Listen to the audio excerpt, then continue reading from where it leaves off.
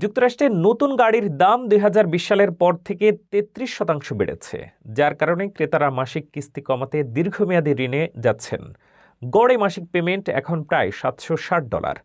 কম দামের গাড়ির সীমিত বিকল্প এবং দীর্ঘ ঋণকাল ক্রেতাদের মোট দেনা বৃদ্ধি করছে এবং আর্থিক ঝুঁকি বাড়াচ্ছে।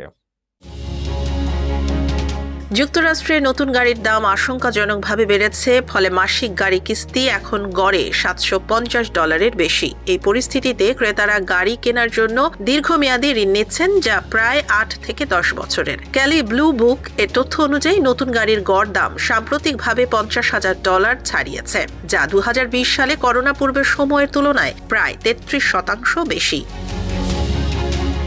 পেনসিলভানিয়ার গ্লেন মিলসের একটি ডজ ও জিপ ডিলারশিপের মালিক ডেভিড কেলেহার বলেন, আমরা আর নতুন গাড়ির জন্য $৩০০ মাসিক কিস্তি পাই না। এটি অতীতের কথা। তিনি উল্লেখ করেন, পরিবারগুলোর জন্য নতুন গাড়ির মাসিক কিস্তি বহন করা এখন অনেক কঠিন।